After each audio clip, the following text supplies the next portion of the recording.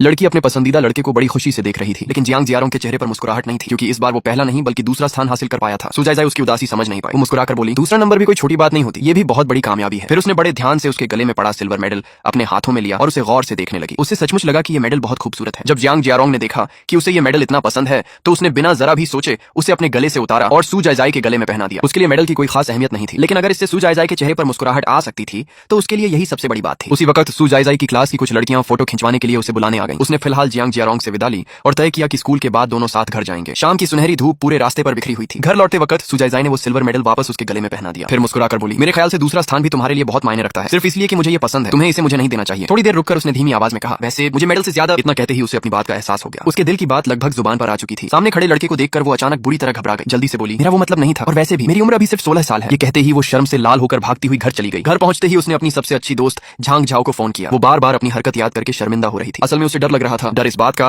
कि कहीं जियांग जियारोंग उसके दिल की बात समझ न जाए, और उससे भी ज्यादा डर इस बात का कि कहीं वो उसे ठुकरा न दे। फिर उसने खुद को समझाते हुए कहा, उसने ना तो ये कहा कि वो मुझे पसंद करता है और ना ही ये कहा कि उसे मैं पसंद नहीं हूं। कम से कम अभी हम दोस्त तो हैं, मेरे लिए फिलहाल इतना ही काफी है। उधर सुजाइजाई जहां अब भी अपने जज्बात को लेकर उलझी हुई थी, वहीं जियांग जियारोंग अपने दिल की बात काफी पहले समझ चुका था। उसने वो छोटा सा खरगोश उठाया जो सुजाइजाई ने उसे तोहफे में दिया था। जब उसके अंदर से सुजाइजाई की रिकॉर्ड की हुई आवाज सुनाई दी तो उसका दिल और भी बेचैन हो उठा। अगले दिन प्रिंसिपल ने पूरी स्कूल की मीटिंग बुलाई। पिछले संयुक्त इम्तिहान के नतीजों पर चर्चा हुई। पता चला कि हर क्लास में नंबरों का फर्क काफी ज्यादा है, इसलिए फैसला किया गया कि अच्छे नंबर लाने वाले छात्र अपनी पढ़ाई के तरीके सबके साथ साझा करेंगे, ताकि दूसरे छात्र भी उनसे सीख सकें। क्योंकि सुजाइजाई की अंग्रेजी सबसे मजबूत थी, इसलिए उसे टॉप क्लास यानी क्लास 1 में अपना तजुर्बा साझा करने के लिए भेजा गया। ये सुनकर सुजाइजाई बहुत घबरा गई। वो देर तक आईने के सामने खड़ी अपने बाल ठीक करती रही, बार बार अपनी तैयारी दोहराती रही। वो मन ही मन सोच रही थी, अगर मेरी बात अच्छी न हुई तो क्लास 1 के सब लोग कहेंगे कि ऐसी लड़की जियांग जियारोंग को पढ़ाती है। लेकिन उसकी सारी फिक्र बेकार निकली। जैसे ही उसने अपनी बात पूरी की, क्लास 1 के बहुत से छात्र उसके पास आ गए। सब उससे पढ़ाई के बारे में सलाह लेने लगे। उधर अपनी सीट से ये सब देखते हुए जियांग जियारोंग के दिल में पहली बार हल्की सी बेचैनी पैदा हुई। उसे लगा जैसे कोई उससे सुजाइजाई को छीन लेगा। वो तुरंत अपना बैग उठाकर खड़ा हो गया और ऊंची आवाज में बोला, सुजाइजाई चलो घर चलते हैं।